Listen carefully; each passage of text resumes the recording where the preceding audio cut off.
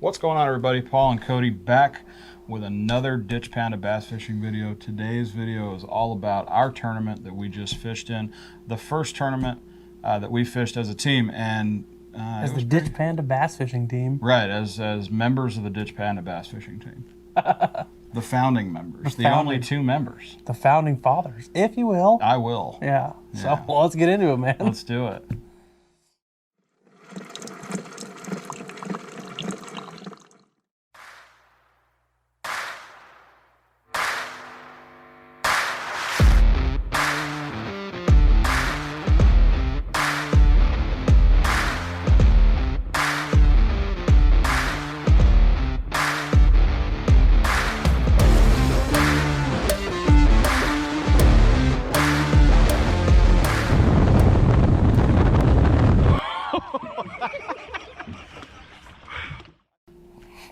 All right, so we're going to walk you through our day on the water. Well, more like our recap. Yeah. And the tools of the trade, so to speak. Like what we used. What was on our tool belt. To smash them. Or rods on the deck. That also. Yeah, so. I mean, first things first, man, I had a blast. It was a great time. I mean, we had a lot of fun. We caught a lot of really good fish. If you guys have been following on Instagram, you know, you've seen all the fish that were in part of that tournament. We had a blast, man. It was really fun, and we executed the plan that we put together the day before. Perfectly. Like 100%. Yeah. Which rarely ever works. Yeah. But went off pretty much without a hitch. Yeah, I mean, we had a plan. We stuck to it. We got really lucky on our boat number. Yeah. With boat number 3.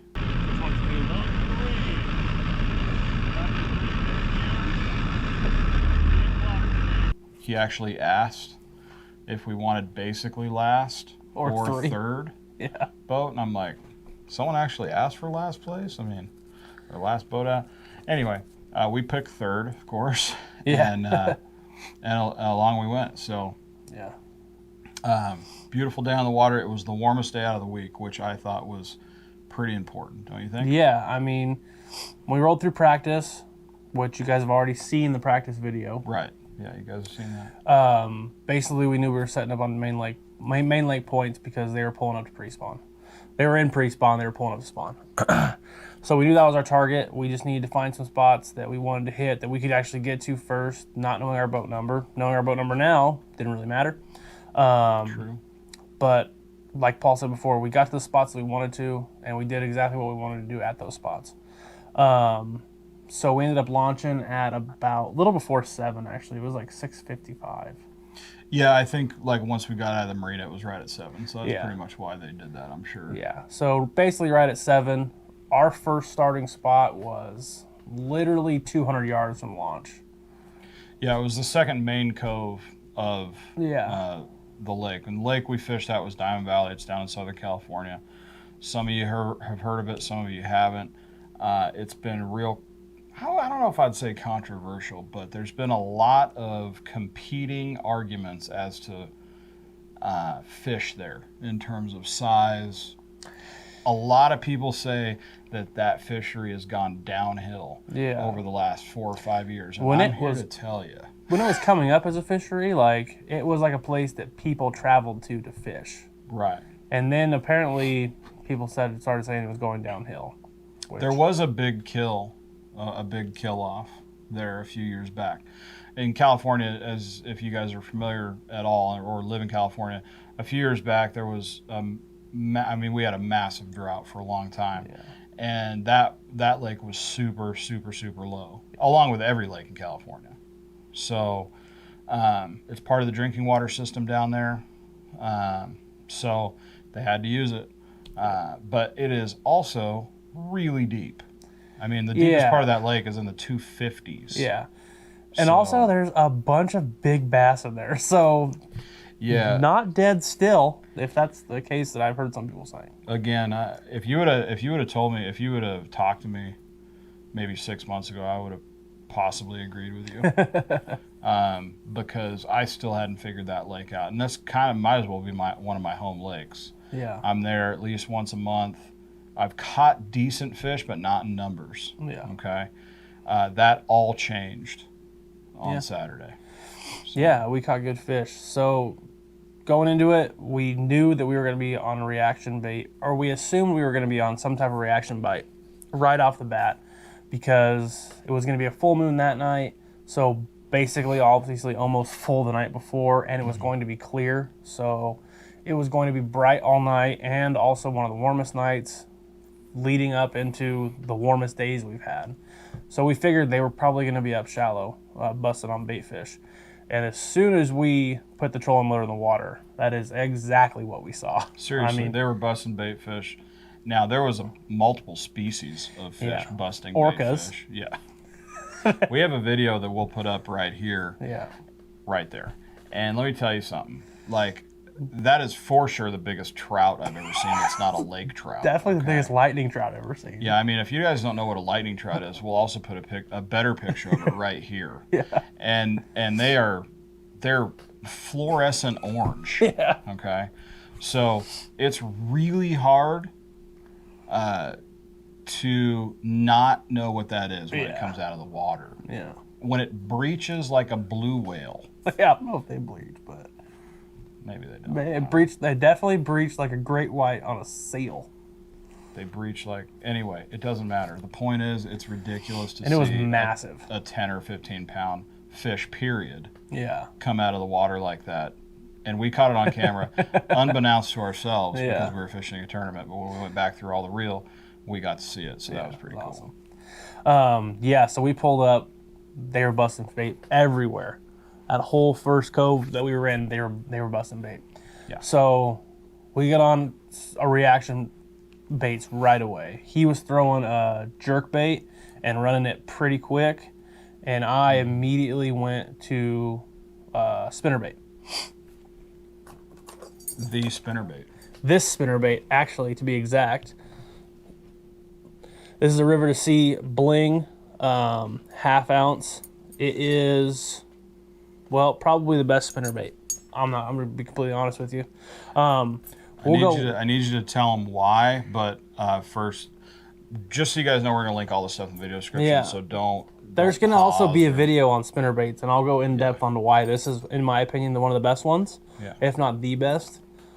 But yeah, so we were throwing right away spinnerbait, and that caught our first two fish. Mm-hmm.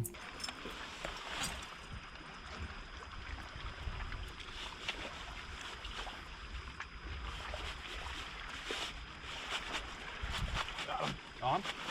Yeah. I was throwing jerkbait, and honestly, oh no, never mind. Keep going. Okay, so finish up with that. Okay, so spinnerbaits right away, and I was using a 4.8 Kiteac, this one exactly, in shad color. I would have liked to have the 4.3, but we messed up and didn't have them on the boat, so I had to throw 4.8, which is only annoying when the tail gets caught up on the hook, which is why you throw 4.3s, not 4.8s on spinnerbaits. However, it worked, and it caught us 2 almost 4-pounders in about 15 minutes. Yeah, we were close to 8 right off the bat, and literally less than 5 minutes of fishing between bites. Yeah, between bites there was 5 minutes. So we had basically 8 pounds 15 minutes into the tournament. Mm-hmm.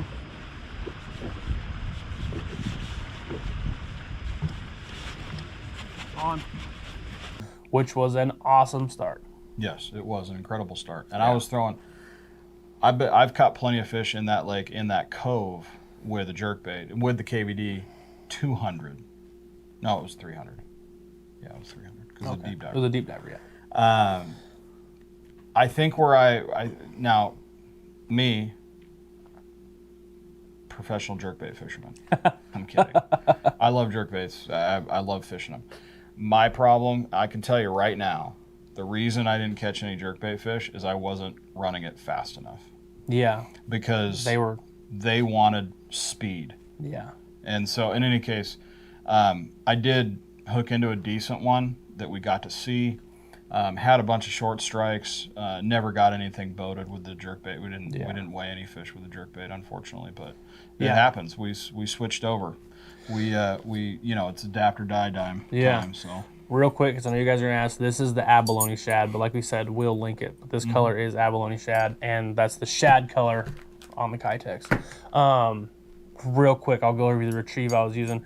I was literally casting this to, that lake has a bunch of what used to be bushes, and now it's just like sunken sticks, the main branches of these bushes sticking up, and some of them are bigger, and the first fish we caught came off of the bigger bush. The right side of that. The right side of a bigger bush, thicker branched bush. Which would be between the bush and the shore. And the just shore. So you guys have some familiarity of how we're throwing. Both fish came off of... see it in the video anyway. Absolutely. Both fish came off of those bigger sticked bushes, as I guess I would say it. And that thing was hitting the water, and it was hitting in about 4 to 5 feet of water. And as soon as it hit the water, I was giving it one good pop, and then it was just as inconsistent of a retrieve as I could get. Both those fish hit it probably within the first 4 or 5 reel spins. So yeah, that thing barely got past that stick, basically. I have the opportunity to watch the video. You can actually see in the video him throw the entire cast. It was hilarious. It was really cool to see because he threw it literally over this bush, just to the right. It smacks down. He gives it that real twitch, and then he starts ripping on it. Pause, rip, and bam, he got. I mean, it was like that quick. And this is both fish, same exact retrieve, same thing. Almost the same looking stuff, really. Yeah, it was almost like what? It was identical. It was identical. Identical. I tell you. I tell you what. I tell you what. So it was almost identical. Yeah. So he ran the jerkbait, and I ran that pattern. It seemed like as soon, and right after that second fish, didn't take long, the sun came up. It was kind of blew out the little overcast that we had, and as soon as the sun started hitting the water, spinnerbait was done. That reaction bite just completely shut down. Yeah, it was done. We probably fished for another 45 minutes with what I did, at least with the spinnerbait, and got nothing.